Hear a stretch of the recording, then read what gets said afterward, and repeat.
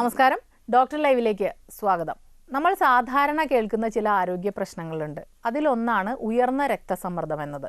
ഇത് ഉണ്ട് എന്ന് പറയുന്നത് വളരെ നിസ്സാരമായിട്ടാണ് നാം പറയുന്നതും അതിനെ എടുക്കുന്നതും. എന്നാൽ ഇത്ര നിസ്സാരവൽക്കരിക്കാവുന്ന ഒന്നാണോ ഉയർന്ന രക്തസമ്മർദ്ദം? ഇത് ഹൃദ്രോഗത്തിന് അല്ലെങ്കിൽ ഹൃദയാരോഗ്യത്തിന് എത്രത്തോളം ഹൃദയാരോഗ്യത്തെ എത്രത്തോളം പ്രതികൂലമായി ബാധിക്കുന്നു, അല്ലെങ്കിൽ ഹൃദ്രോഗത്തിന് എത്രത്തോളം കാരണമാകുന്നു എന്നുള്ളതാണ് ഇന്നത്തെ ഡോക്ടർ ലൈവിലൂടെ നിങ്ങളോട് സംസാരിക്കുന്നത് എറണാകുളം PVS മെമ്മോറിയൽ ഹോസ്പിറ്റലിലെ കൺസൾട്ടന്റ് കാർഡിയോളജിസ്റ്റായ ഡോക്ടർ ബ്ലസ്സൻ വർഗീസ്. നമസ്കാരം ഡോക്ടർ.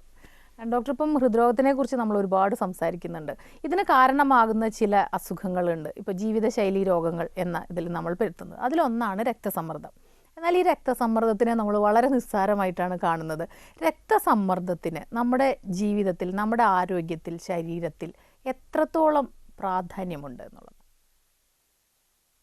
ഉയർന്ന രക്തസമ്മർദ്ദം അല്ലെങ്കിൽ ഹൈപ്പർ ടെൻഷൻ എന്ന് പറയുന്നത് ഇന്ന് നാം സർവ്വസാധാരണമായിട്ട് ഉപയോഗിക്കുന്ന ഒരു പദമാണ്. എന്ന് മാത്രമല്ല, പലരും അതിനെ വളരെ നിസ്സാരമായിട്ട് മാത്രം കാണുന്ന ഒരു അസുഖമാണ്. അതിന് പ്രധാന കാരണം അതിന് പ്രത്യേകിച്ച് മാനിഫെസ്റ്റേഷൻസ് അല്ലെങ്കിൽ അതിൻ്റെ പ്രകടമായിട്ടുള്ള സിംറ്റംസ് ഒന്നും വളരെ ഏർലി സ്റ്റേജസിൽ വരുന്നില്ല എന്നുള്ളത് കൊണ്ടാണ്. എന്നാൽ ഇന്ന് കണക്കുകൾ കാണിക്കുന്നത് ഹൈപ്പർ ടെൻഷൻ എന്ന് പറയുന്നത് ലോകത്തിലെ നമ്പർ 1 കില്ലറാണ്. എന്ന് മാത്രമല്ല, അതിനെ നമ്മൾ സൈലൻറ്റ് കില്ലർ എന്നാണ് വിളിക്കുന്നത്. അതിന് കാരണം ഈ ഹൈപ്പർ ടെൻഷൻ മൂലമുള്ള മരണം പലപ്പോഴും അത് അവസാനത്തെ ഈ ഒരു അറ്റാക്കായിട്ടോ അല്ലെങ്കിൽ ഒരു സ്ട്രോക്കായിട്ടോ ഒക്കെ വരുമ്പോഴാണ് പലപ്പോഴും ഇവർക്ക് ഹൈപ്പർ ടെൻഷൻ ആയിരുന്നു എന്ന് ആ വ്യക്തി അറിയുന്നത്. അന്ന് വരെയും ഹൈപ്പർ ടെൻഷൻ കൊണ്ട് നടന്നെങ്കിലും ആൾക്കത് മനസ്സിലാക്കാനായിട്ട് കഴിഞ്ഞിട്ടില്ല. ഹൈപ്പർ ടെൻഷൻ ലോകത്തിലെ നമ്മുടെ സമൂഹത്തിൽ എടുക്കുകയാണെങ്കിൽ ഒരുവിധം എല്ലാ രോഗങ്ങളുടെയും ഒരു അണ്ടർലൈങ് റീസണാണ്. അതായത് നമ്മുടെ ഹൃദയവുമായിട്ട് ബന്ധപ്പെട്ട രോഗങ്ങൾ, കിഡ്നിയുമായിട്ട് ബന്ധപ്പെട്ട രോഗങ്ങൾ, അതുപോലെ തലച്ചോറിനെ ബാധിക്കുന്ന സ്ട്രോക്ക്, ഇങ്ങനെ പല രോഗങ്ങൾക്കും കാരണമായിട്ടുള്ള ഒരു ഘടകമാണ് ഹൈപ്പർ ടെൻഷൻ. അതുകൊണ്ട് തന്നെ ഹൈപ്പർ ടെൻഷൻ നമ്മൾ അതീവ ഗൗരവത്തോടു കൂടെ ഡയഗ്നോസ് ചെയ്യേണ്ടതും ചികിത്സിക്കേണ്ടതുമായിട്ടുള്ള രോഗമാണ്. ഒരു കോളുണ്ട് ഡോക്ടർ. ഹലോ. ഹലോ, നമസ്കാരം. ഡോക്ടറോട് സംസാരിച്ചോളൂ. ഡോക്ടർ പറഞ്ഞോളൂ. എനിക്ക് നെഞ്ഞുവേദനയുണ്ട് ഡോക്ടർ. നെഞ്ഞുവേദന ഞാനിപ്പോ ECG എടുത്തിട്ടുണ്ട്. ECG ഡോക്ടർ പറഞ്ഞ് ഒന്നുമില്ല. രാത്രി കിടക്കുമ്പോ നെഞ്ഞിന്റെ ഈ ചെസ്റ്റ് ഉണ്ടല്ലോ, എല്ല് ബോഡിയില്, അത് വേദന. അതിന് വേദനയുടെ കൂടെ ഇതൊന്നും നമുക്ക് വലിയ ഡോക്ടർ വേറെ എന്ത് കൂടെ ഉണ്ടാവും? നിങ്ങളുടെ നെഞ്ചുവേദന അത് ഹൃദയത്തിൻ്റെ വേദനയാണോ അല്ലെങ്കിൽ അത് ഈ പറഞ്ഞ പോലെ എല്ലിൻ്റെയോ മസിലിൻ്റെയോ വേദനയാണോ എന്ന് അറിയാനായിട്ട് പല ടെസ്റ്റുകളുണ്ട്. അതിലിപ്പോൾ ECG മാത്രമാണ് നിങ്ങൾ ചെയ്തിട്ടുള്ളത്. ECGക്ക് ശേഷം ECG നോർമൽ ആണെങ്കിൽ സാധാരണഗതിയിൽ നമ്മൾ ഒരു സ്ട്രെസ് ടെസ്റ്റ് അല്ലെങ്കിൽ സാധാരണയായി ട്രെഡ്മിൽ ടെസ്റ്റ് നമ്മൾ ചെയ്യുന്നു. അതായത് നടന്നുകൊണ്ട് ECG എടുക്കുന്ന ടെസ്റ്റ്. അപ്പം നിങ്ങൾ ഇപ്പോൾ പോയ ആശുപത്രിയിൽ അതിന് സൗകര്യമില്ലെങ്കിൽ അതിൽ ഈ സൗകര്യങ്ങളൊക്കെ ഉള്ള കാർഡിയോളജി ഡിപ്പാർട്ട്മെൻറ്റുള്ള ഒരു ഹോസ്പിറ്റലിൽ പോയി കഴിഞ്ഞാൽ നിങ്ങളെ കൂടുതൽ ടെസ്റ്റുകൾക്ക് വിധേയമാക്കുകയും നിങ്ങൾക്ക് വ്യക്തമായിട്ടുള്ള ഒരു മറുപടി കിട്ടുകയും ചെയ്യും. അത് ഹാർട്ടിൻ്റെ വേദനയാണോ അല്ല മസിൽ വേദനയാണോ എന്നുള്ളത്. ഇത് പലപ്പോഴും അങ്ങോട്ടും ഇങ്ങോട്ടും ഒരു കൺഫ്യൂസിങ് ആണ് അല്ലേ? ഇത് ഹൃദയത്തിന്റെ ഒരു വേദനയാണോ, നെഞ്ചിലെന്തെങ്കിലും പ്രശ്നം വരുമ്പോഴേക്കും 2 തരത്തിലുള്ള വേദനയുണ്ടല്ലോ അല്ലേ ഡോക്ടർ? പലരും ഇത്തരം സംശയങ്ങൾ ചോദിച്ചു കേൾക്കാറുണ്ട്. അതെ, ഇത് പലർക്കും ഒരു വലിയ വറിയാണ്. ഇപ്പം നമ്മുടെ ചെസ്റ്റിൽ വേദന വരുമ്പോൾ ആദ്യം നാം വറി ചെയ്യുന്നത് ഇത് ഹൃദയത്തിൽ നിന്നുള്ള വേദനയാണോ എന്നുള്ളതാണ്.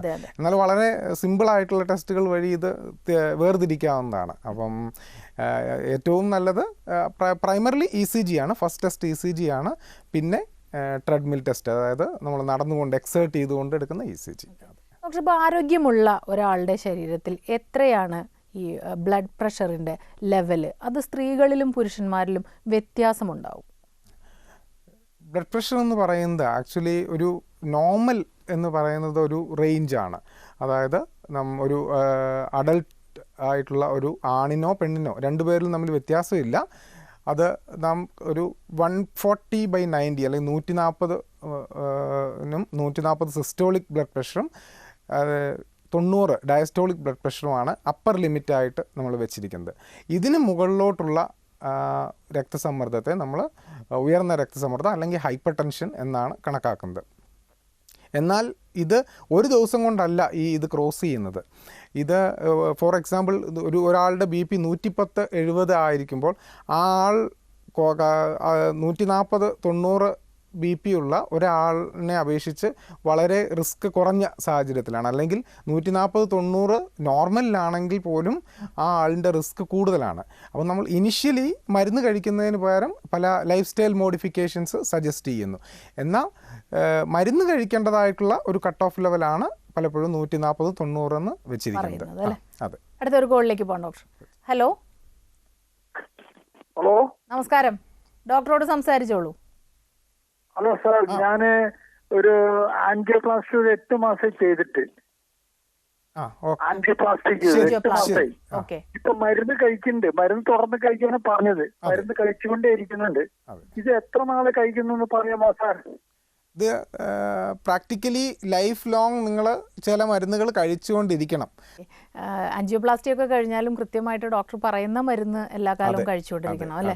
പെട്ടെന്ന് തന്നെ മരുന്ന് നിർത്താനുള്ള ഒരു ടെൻഡൻസി എല്ലാവർക്കും ഉണ്ടാവുമല്ലോ. ഡോക്ടർ, ഇപ്പം ഹൈപ്പർ ടെൻഷനെ കുറിച്ച് നമ്മൾ പറഞ്ഞപ്പോൾ പാരമ്പര്യമായ ഒരു ഘടകം ഇതിലുണ്ട് എന്ന് കേട്ടിട്ടുണ്ട്. എത്രത്തോളമുണ്ട് പാരമ്പര്യ ഘടകം? ഹൈപ്പർ ടെൻഷൻ വളരെ സ്ട്രോങ് ഹെറിഡിറ്ററി ട്രെയ്റ്റ് ഉള്ള ഒരു അസുഖമാണ്. പ്രത്യേകിച്ച് നമ്മുടെ മാതാപിതാക്കൾക്ക് ഹൈപ്പർ ടെൻഷൻ ഉണ്ടെങ്കിൽ നമുക്ക് നേരത്തെ ഹൈപ്പർ ടെൻഷൻ വരാനുള്ള സാധ്യത വളരെ കൂടുതലാണ്. എന്ന് മാത്രമല്ല, നമ്മളുടെ പലപ്പോഴും പല ഫാമിലിയിലും ഓരോ ലെവലിലാണ്. ഇപ്പം ചില ആളുകൾ ചോദിക്കും, എനിക്ക് ഒരു മരുന്ന് കൊണ്ട് ഹൈപ്പർ ടെൻഷൻ മാറിക്കൂടെ, അല്ലെങ്കിൽ കൺട്രോൾ ആയിക്കൂടെ. ചിലർക്ക് 2-3 മരുന്ന് വേണം. ചിലർക്ക് റെസിസ്റ്റൻ്റ് ഹൈപ്പർ ടെൻഷൻ, അതായത് നമ്മൾ 4-5 മരുന്നുകൾ ഉപയോഗിച്ചാലും കൺട്രോൾ ചെയ്യപ്പെടാൻ പറ്റാത്ത ഒരു ലെവലിൽ ഹൈപ്പർ ടെൻഷൻ. അപ്പോൾ ഇതിനെല്ലാം ഒരു ജനറ്റിക് ബേസിസ് ഉണ്ട്. അപ്പം ഇതനുസരിച്ച് ഹൈപ്പർ ടെൻഷൻ്റെ കൺട്രോളും അല്ലെങ്കിൽ അതിൻ്റെ ഒരു ബിഹേവിയർ വ്യത്യാസപ്പെട്ടുകൊണ്ടിരിക്കും. ഡോക്ടർ, ഇപ്പോൾ വളരെ ലളിതമായിട്ടുള്ളൊരു ചോദ്യം. നമ്മൾ പലപ്പോഴും പെട്ടെന്ന് ഒരാൾ ദേഷ്യപ്പെടുമ്പോൾ തമാശയായിട്ട് ചോദിക്കും, നിങ്ങൾക്ക് എന്താ BP കൂടിയോ എന്ന് ചോദിക്കും. ഇത് യഥാർത്ഥത്തിൽ ബന്ധമുണ്ടോ? നമ്മുടെ ഒരു മൂഡ് സ്വിങ്സ് അല്ലെങ്കിൽ ഇമോഷണൽ ഒരു ഇതിനും രക്തസമ്മർദ്ദം ഉയർന്നതാകുമ്പോൾ അങ്ങനെ ഒരു പ്രശ്നമുണ്ടോ? നമുക്ക് സ്ട്രെസ് സിറ്റുവേഷൻസിനെ ഫേസ് ചെയ്യുമ്പോൾ ഏതൊരു നോർമൽ ആളുടെയും BP ഫ്ലക്ച്വേറ്റ് ചെയ്യുകയും അല്പം കൂടുകയും ചെയ്യും. എന്നാൽ അതിനെ ഹൈപ്പർ ടെൻഷനായിട്ട് നമ്മൾ കണക്കാക്കുന്നില്ല. പലപ്പോഴും വളരെ സ്ട്രെസ്ഫുൾ ആയിട്ടുള്ള ഒരു സിറ്റുവേഷൻസ് നമ്മൾ ഫേസ് ചെയ്യുമ്പോൾ ഹൈപ്പർ ടെൻഷൻ ഉള്ള ഒരാൾക്ക് അത് വളരെ എക്സാജറേറ്റഡ് ആയിട്ട് BP വർദ്ധിക്കാനിടയാവും. എന്നാൽ ഒരു സാധാരണഗതിയിൽ നോർമലായിട്ടുള്ള ഒരാളുടെ ഒരു പരിധി വരെ BP കൂടുകയുള്ളൂ. എന്നാൽ അതിനെ ഹൈപ്പർ ടെൻഷൻ എന്ന് നമ്മൾ വിളിക്കുന്നില്ല. പലപ്പോഴും ഈ ഹൈപ്പർ ടെൻഷൻ നമ്മൾ ഡയഗ്നോസ് ചെയ്യുന്നത് ക്ലിനിക്കിൽ ഒരു പ്രാവശ്യം BP എടുത്തിട്ടാണെങ്കിലും ഐഡിയലി നമ്മൾ by recommendation first diagnosis of hyper tension either ഒന്നുകിൽ ഹോം മോണിറ്ററിങ് ഓഫ് BP എന്ന് പറയും. അതായത് നമ്മൾ വീട്ടിൽ സ്വന്തമായിട്ട് ഒരു ആഴ്ച സ്ഥിരമായിട്ട് BP നോക്കുക. അല്ലെങ്കിൽ ആംബുലേറ്ററി BP മോണിറ്ററിങ് എന്ന് പറഞ്ഞ ഒരു ഡിവൈസ് ഉണ്ട്. അതായത് അത് നമ്മൾ 24 മണിക്കൂർ നമ്മുടെ ശരീരത്തോട് അറ്റാച്ച് ചെയ്തിരിക്കും. അത് എല്ലാ അരമണിക്കൂർ കൂടുമ്പോഴും BP നോക്കി അതിൽ സ്റ്റോർ ചെയ്യും. അങ്ങനെ ഈ 24 മണിക്കൂർ BPയുടെ ആവറേജ് BP സാധാരണ അതിൻ്റെ കട്ട് ഓഫ് ലെവൽ 130/80 ആണ്. അതിൽ കൂടുതലാണെങ്കിൽ ആ ആളിനെ ഹൈപ്പർ ടെൻസീവ് എന്ന് പറയുന്നത്. അപ്പം ഇതെന്തിനാണെന്ന് വെച്ചാൽ ഇങ്ങനെയുള്ള സ്ട്രെസ്ഫുൾ സിറ്റുവേഷൻസിനെ മാത്രം പരിഗണിച്ചുകൊണ്ട് ഒരാളെ ഹൈപ്പർ ടെൻസീവ് എന്ന്, അല്ലെങ്കിൽ ഡോക്ടറിൻ്റെ റൂമിലേക്ക് കയറുന്ന സമയത്ത് ആളുടെ BP കൂടും ചിലരുടെ. അപ്പോൾ അങ്ങനെ അതിനെ വൈറ്റ് കോട്ട് ഹൈപ്പർ ടെൻഷൻ എന്നാണ് പറയുന്നത്. ഇതിനെയൊക്കെ കട്ട് ഓഫ് ചെയ്യാനായിട്ടാണ് ഈ ആംബുലേറ്ററി BP മോണിറ്ററിങ് അല്ലെങ്കിൽ ഹോം മോണിറ്ററിങ് നമ്മൾ ഡയഗ്നോസ്റ്റിക് ബേസ് ആയിട്ട് ഉപയോഗിക്കുന്നത്. ഡോക്ടർ, നമുക്കൊരു ഇടവേളയ്ക്ക് ശേഷം തിരികെ വരാം. ഡോക്ടർ ലൈവിൽ ഒരു ഇടവേള.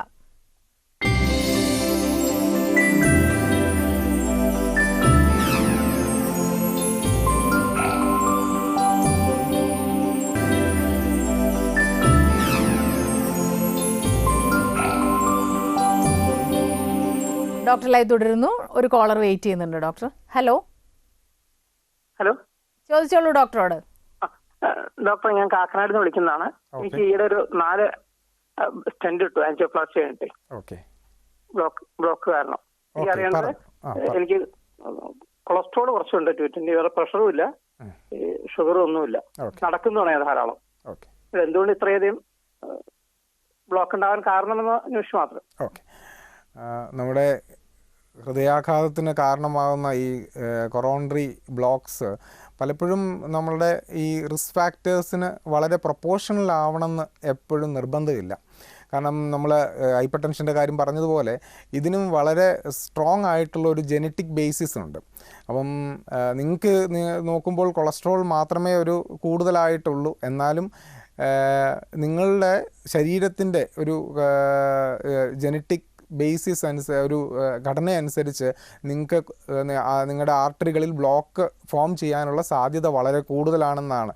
അതുകൊണ്ട് നമ്മൾ എത്രയും ആ സാധ്യത കൂടുതലാണോ അത്രയും കൂടുതൽ നമ്മൾ ശ്രദ്ധ എടുക്കണം.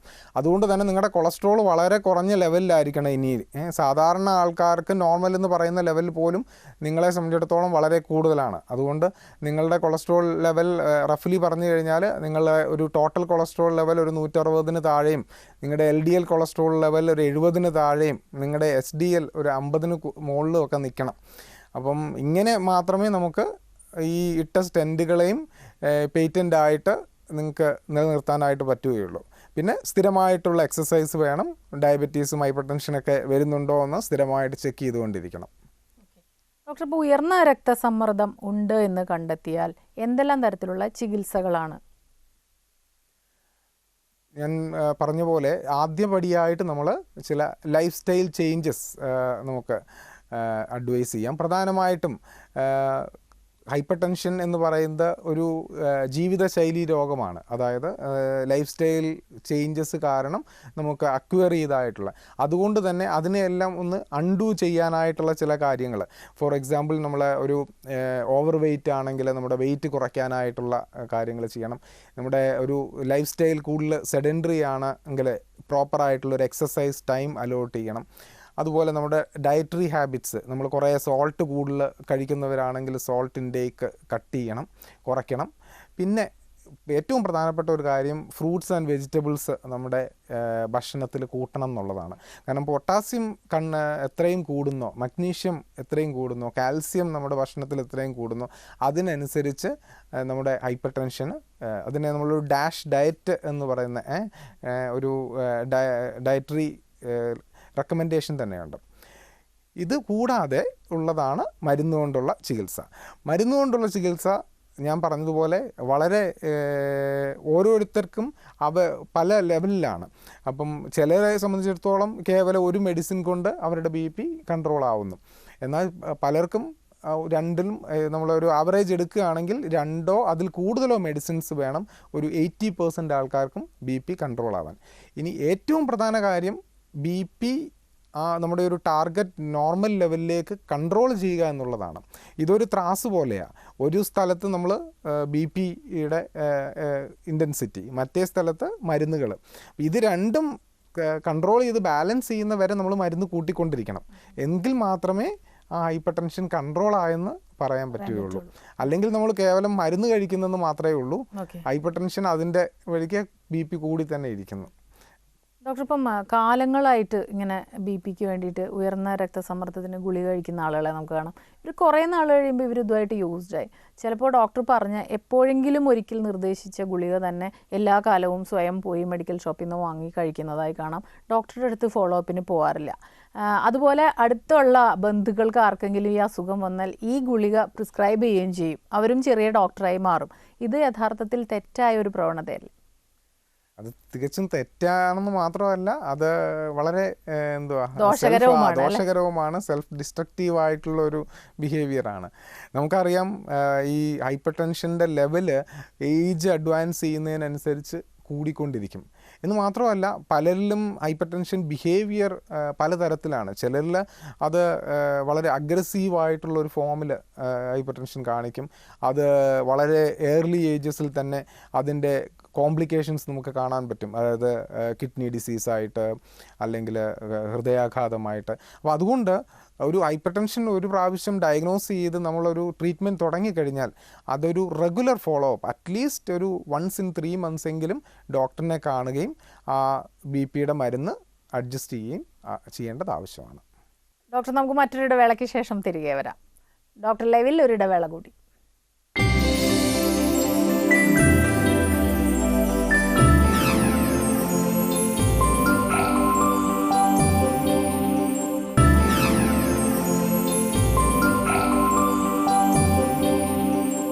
ഡോക്ടർ ലൈവ് തുടരുന്നു. ഡോക്ടർ, ഇപ്പം നമ്മൾ പറഞ്ഞു മരുന്ന് കഴിച്ചുകൊണ്ടിരിക്കുന്നതിനെ കുറിച്ചിട്ടാണ് പറഞ്ഞത്. ഇപ്പോൾ ചില ആളുകളിൽ ഹൃദ്രോഗത്തിനുള്ള സാധ്യത കൂടുതലുള്ളവർ, അവർക്ക് ഹൈപ്പർ ടെൻഷനും ഉണ്ടെന്ന് വയ്ക്കുക. അപ്പോൾ അവർ കൂടുതൽ ശ്രദ്ധിക്കേണ്ടതുണ്ടല്ലോ. എന്തെല്ലാം കാര്യങ്ങളാണ് അവർ ശ്രദ്ധിക്കേണ്ടത്? എത്ര ഇടവേളകളിൽ അവർ ഡോക്ടറുടെ അടുത്ത് പോകണം? ഇതിനെ 2 ഗ്രൂപ്പായിട്ട് നമുക്ക് ചിന്തിക്കാം. ഒന്ന്, ഇതുവരെ ഹൃദയാഘാതം വന്നിട്ടില്ലാത്ത ഒരാൾ, എന്നാൽ അയാൾക്ക് മറ്റ് അസുഖങ്ങൾ, അതായത് ഈ ഹൃദയാഘാതത്തിന് കാരണമായേക്കാവുന്ന മറ്റ് അസുഖങ്ങൾ, ഫോർ എക്സാമ്പിൾ ഡയബറ്റീസ്, അല്ലെങ്കിൽ ഹൈപ്പർ ടെൻഷൻ, ഇൻക്രീസ് കൊളസ്ട്രോൾ, ആൾ സ്മോക്കർ ആണെങ്കിൽ അത്, ഇങ്ങനെ പല റിസ്ക് ഫാക്ടേഴ്സ് ഉള്ള ഒരാൾ, ഇങ്ങനെയുള്ള ഒരാളിൽ ഹൈപ്പർ ടെൻഷൻ ഉണ്ടെങ്കിൽ ആ ആൾ ഹൈപ്പർ ടെൻഷൻ മാത്രമുള്ള ഒരാളെക്കാളും വളരെയധികം ശ്രദ്ധിക്കേണ്ടതാണ്. കാരണം ഇതിൻ്റെ ഒരു ആഡഡ് ഇഫക്ട്സ്, ഇതെല്ലാം കൂടെ കൂടി ഒരാൾ BP, ഹൈപ്പർ ടെൻഷൻ, അതുപോലെ ബ്ലഡ് ഷുഗർ കൂടി, ഡയബറ്റീസ്, അതുപോലെ കൊളസ്ട്രോൾ കൂടിയിട്ടുള്ള ഡിസ്ലിപ്പിഡിയം, ഇതെല്ലാം കൂടെ കൂടിയുള്ള ഒരാൾ ഒരു ഹാർട്ട് അറ്റാക്ക് കിട്ടാൻ എന്തുകൊണ്ടും ഒരു അതീവ റിസ്കിൽ, ഒരു ഹൈ റിസ്ക് സിറ്റുവേഷനിൽ നിൽക്കുന്ന ആളാണ്. അതുകൊണ്ട് ഈ സാധാരണ ഹൈപ്പർ ടെൻഷൻ മാത്രമുള്ള ഒരാളെക്കാളും വളരെ ഇൻറ്റൻസിഫൈഡ് ആയിട്ടുള്ള, വളരെ റെഗുലർ ഫോളോ അപ്പിൽ BP. 2, ഹൃദയാഘാതം വന്നിട്ടുള്ള ആളുകളിൽ ഹൈപ്പർ ടെൻഷൻ വളരെ അഗ്രസീവായിട്ട് നമ്മൾ നിയന്ത്രിക്കേണ്ടതാണ്. ഒരു കാരണം, ഓൾറെഡി അവരുടെ ഹാർട്ട് ഒരു കുറച്ച് വീക്കായിട്ടുള്ള ഹാർട്ടാണ്. അപ്പോൾ ഈ ഹാർട്ടാണ് നമ്മുടെ ഈ BPക്കെതിരെ പമ്പ് ചെയ്തുകൊണ്ടിരിക്കുന്നത്. അപ്പം നമ്മുടെ BP നല്ല രീതിയിൽ കൺട്രോളിലല്ലെങ്കിൽ കാലക്രമേണ ഈ ഹാർട്ട് അറ്റാക്ക് വന്ന് മുറിപ്പെട്ടതായിട്ടുള്ള ഭാഗം വീർത്തു വരികയും ഹാർട്ട് തന്നെ വലിപ്പം വെക്കുകയും ചെയ്യും. അപ്പോൾ അതിനെയൊക്കെ നമ്മൾ ഹൈപ്പർടെൻസീവ് ഹാർട്ട് ഡിസീസ് എന്ന ഒരു വേറൊരു എൻറ്റിറ്റി ആയിട്ട് തന്നെയാണ് പറയുന്നത്. അതുകൊണ്ട് ഈ 2 ഗ്രൂപ്പും ഹൈപ്പർ ടെൻഷൻ കൺട്രോൾ വളരെ അഗ്രസീവായിട്ട് ചെയ്യേണ്ടതാണ്. അടുത്തൊരു കോളിലേക്ക് പോകാം ഡോക്ടർ. ഹലോ. നമസ്കാരം, ഡോക്ടർ ലൈവ് ആണ്, സംസാരിച്ചോളൂ. Doctor, good evening doctor. Good evening. ഞാൻ ചെന്നൈയിൽ നിന്ന് വിമലയാ. എനിക്ക് ഒരു വർഷത്തിന് മുമ്പ് ഇതേ BP ചെക്ക് ചെയ്തപ്പോൾ BP 190 ഉണ്ടായിരുന്നു. അപ്പൊ ഡോക്ടർ പരിശോധിച്ചിട്ട് പറഞ്ഞു നിങ്ങൾ ഇനി ഗുളിക കഴിച്ചോണ്ടേ ഇരിക്കണമെന്ന് പറഞ്ഞു. അതെ, ഗുളിക കഴിച്ചോണ്ടിരിക്കണമെന്ന് പറഞ്ഞ് ഞാൻ അങ്ങനെ ഗുളിക കഴിച്ചോണ്ടിരുന്നു. പിന്നെ എനിക്കൊരു വിഷമം തോന്നി, ഗുളിക ഇനി ലൈഫ് ലോങ് കഴിക്കണോ വേണ്ടോ എന്നുള്ള ഒരു വിഷമം കൊണ്ട് ഞാൻ ആ ഗുളിക നിർത്തിയിട്ട് നോക്കിയപ്പോ എനിക്ക് നോർമലായിട്ടുണ്ട്. പിന്നെ ഞാനിപ്പോ ഒരു വർഷം കൊണ്ട് ചെക്ക് ചെയ്തോണ്ടിരിക്കുന്നു, എനിക്ക് 120/80, 110/80 അങ്ങനെ ഇരിക്കുന്നു. ഓക്കെ, തീർച്ചയായിട്ടും നിങ്ങൾ അത് കൃത്യമായിട്ട് മോണിറ്റർ ചെയ്തുകൊണ്ടിരിക്കുന്നതുകൊണ്ട് കുഴപ്പമില്ല. പ്രോബബ്ലി നിങ്ങൾ അന്ന് മെഷർ ചെയ്ത ആ സമയത്ത് നിങ്ങൾ എന്തെങ്കിലും ഇതുപോലെ ഒരു സ്ട്രെസ്ഡ് സിറ്റുവേഷനിലായിരിക്കും ആദ്യത്തെ ഡയഗ്നോസിസ് ഉണ്ടായിട്ടുള്ളത്. അതുകൊണ്ട് ഇത് ഒരു റെഗുലർ ഇൻ്റർവെല്ലിൽ ചെക്ക് ചെയ്തുകൊണ്ടിരിക്കുക. ഞാൻ പറഞ്ഞ പോലെ 140/90 കൂടുന്നില്ലെങ്കിൽ നിങ്ങൾക്ക് മരുന്നിൻ്റെ ആവശ്യമില്ല. മെഡിസിൻ പക്ഷേ സ്വയം നിർത്തുന്നത് അത്ര നല്ലതല്ല. തീർച്ചയായിട്ടും അത് ഒരു ഡോക്ടറിൻ്റെ ഉപദേശപ്രകാരം തന്നെ നിർത്തുന്നതാണ് ഐഡിയൽ. ഇത് സ്ഥിരമായിട്ട് കഴിക്കണം എന്ന് പറയുമ്പോൾ, സ്ഥിരം മരുന്ന് കഴിക്കണം എന്ന് പറയുന്ന മറ്റ് അസുഖങ്ങളെ പോലെ തന്നെ ഈ മരുന്ന് ഇങ്ങനെ കഴിക്കുന്നത് പല ആരോഗ്യ പ്രശ്നങ്ങൾക്കും കാരണമാകും എന്നുള്ളൊരു ധാരണ, അത് ശരിയായ ഒരു ധാരണയാണ്? അല്ല. അലോപ്പതി മെഡിസിനെ സംബന്ധിച്ചിടത്തോളം നമുക്ക് ഇന്ന് ഉപയോഗത്തിലിരിക്കുന്ന പല മരുന്നുകളും വർഷങ്ങളോളം അത് മാർക്കറ്റിൽ ഉപയോഗിച്ചും അല്ലാതെ അതിന് മുമ്പ്, അത് മാർക്കറ്റിൽ ഇറങ്ങുന്നതിന് മുമ്പ് ടെസ്റ്റ് ചെയ്തും അതിൻ്റെ ഗുണഗണങ്ങൾ, അതിൻ്റെ ദോഷവശങ്ങൾ എല്ലാം മനസ്സിലാക്കിയിട്ടുള്ള മരുന്നുകളാണ്. അതുകൊണ്ട് തന്നെ അങ്ങനെ ഒരു മേജർ സൈഡ് ഇഫക്റ്റ്, പലരും പറയുന്നതാണ് ഡയബറ്റീസിൻ്റെ മരുന്ന് കുറേ കാലം കഴിക്കുമ്പോൾ കിഡ്നിയെ ബാധിക്കുന്നു. എന്നാൽ അത് നേരെ തിരിച്ചാണ്. മരുന്ന് കഴിക്കാതെ അൺകൺട്രോൾഡ് ഡയബറ്റീസാണ് കിഡ്നിയെ ബാധിക്കുന്നത്. അല്ലാതെ ഒരു മരുന്നും, നമ്മൾ ഡയബറ്റീസിന് ഉപയോഗിക്കുന്ന ഒരു മരുന്നും ഡയറക്റ്റ്ലി കിഡ്നിയെ ബാധിക്കുന്നില്ല. എന്ന് പറഞ്ഞ പോലെ ഹൈപ്പർ ടെൻഷൻ്റെ മരുന്നുകളും, നമ്മൾ ഹൈപ്പർ ടെൻഷൻ എത്ര നാൾ നമ്മൾ കൺട്രോൾ ചെയ്ത് സൂക്ഷിക്കുന്നുവോ അത്രയും നാൾ നമ്മുടെ ഹാർട്ടും കിഡ്നിയും എല്ലാം അതിൻ്റെ തിക്തഫലങ്ങൾ അനുഭവിക്കാതെ ഇരിക്കുകയാണ്. എന്നാൽ ഹൈപ്പർ ടെൻഷൻ അൺകൺട്രോൾഡ് ആയിട്ടിരിക്കുന്ന സമയങ്ങളിൽ ഉണ്ടാകുന്ന വിപത്തുകളാണ് പിന്നീട് കിഡ്നി ഡിസീസായിട്ടൊക്കെ മാറുന്നത്. ശരീരത്തിലെ ഫിസിയോളജിക്കൽ BP മറ്റൊരാളിനെ അപേക്ഷിച്ച് കൂടുതലാണ്, ഒരു നോർമൽ ലെവലിൽ നിന്ന് കൂടുതലാണ്. എന്നാൽ അതിനെ വീണ്ടും നോർമലിലേക്ക് വരുത്താനുള്ള ഒരു ഉപാധിയാണ് മെഡിസിൻ. അപ്പോൾ ആ മെഡിസിൻ കഴിച്ചുകൊണ്ടിരിക്കുന്നിടത്തോളം നിങ്ങൾ മറ്റ് ഹൈപ്പർ ടെൻഷൻ ഇല്ലാത്ത ഒരാളുടെ ലെവലിൽ നിങ്ങളുടെ ബി പി നിൽക്കുന്നു. മെഡിസിൻ എടുത്ത് മാറ്റിക്കഴിഞ്ഞാൽ നിങ്ങളുടെ ബി പി കൂടുന്നു, നിങ്ങൾ ഒരു റിസ്ക് കാറ്റഗറിയിലോട്ട് മാറുന്നു. ഉയർന്ന രക്തസമ്മർദ്ദത്തെ നിസ്സാരമായി കാണുന്നവരോട് ഒരു മെസ്സേജ് എന്താണ്? ഇതിനെ ഈ ഹൈപ്പർ ടെൻഷൻ വേൾഡ് ഓവർ ഇതിനെ ഒരു സൈലൻറ്റ് കില്ലർ എന്ന് വിളിക്കുന്നു. എന്ന് മാത്രമല്ല, ഇതിൻ്റെ ഏറ്റവും വലിയ ഒരു അൺഫോർച്ചുനേറ്റ് സിറ്റുവേഷൻ എന്ന് പറയുന്നത്, ഇതൊരു ഐസ്ബർഗ് ഫിനോമിനൻ എന്ന് പറയും ഹൈപ്പർ ടെൻഷൻ്റെ. അതായത് ഒരു ചെറിയൊരു അംശം മാത്രമേ നമ്മൾ ഈ ഇന്ന് കാണുന്ന ഹൈപ്പർ ടെൻഷൻ രോഗികളുള്ളൂ. ബാക്കി ഒരു major portion of hyper ടെൻസീവ് diseases ഉള്ളവർ അൺഡയഗ്നോസ്ഡ് ആയിട്ട് നമ്മുടെ സമൂഹത്തിൽ ഇന്നുണ്ട്. അപ്പം ഇവരിൽ ആക്ച്വലി ഹൈപ്പർ ടെൻഷൻ കണ്ടുപിടിക്കണമെങ്കിൽ അവർ എന്തെങ്കിലും ഡോക്ടറിൻ്റെ അടുത്ത് പോയി ചെക്ക് ചെയ്യുകയും തങ്ങൾക്ക് ഹൈപ്പർ ടെൻഷൻ ഉണ്ടെന്ന് മനസ്സിലാക്കുകയും വേണം. എന്ന് മാത്രമല്ല, രണ്ടാമത്തെ പ്രശ്നം, ആ ഹൈപ്പർ ടെൻഷൻ കണ്ടുപിടിച്ച് കഴിഞ്ഞാൽ അതിനെ സീരിയസ് ആയിട്ട് എടുക്കുകയും അതിന് മരുന്ന് കഴിച്ച് അത് കൺട്രോൾ ചെയ്യുകയും വേണം. ഇതാണ് ഹൈപ്പർ ടെൻഷൻ ട്രീറ്റ്മെൻറ്റിൻ്റെ ആകത്തുക. ഡോക്ടർ, നമ്മുടെ ഇന്നത്തെ ഡോക്ടർ ലൈവിൻ്റെ സമയോടെ അവസാനിച്ചിരിക്കുകയാണ്. വളരെയധികം നന്ദി ഞങ്ങളോട് സഹകരിച്ചതിന്. Thank you. ഡോക്ടർ ലൈവിൻ്റെ ഈ അധ്യായം ഇവിടെ അവസാനിക്കുന്നു. നമസ്കാരം.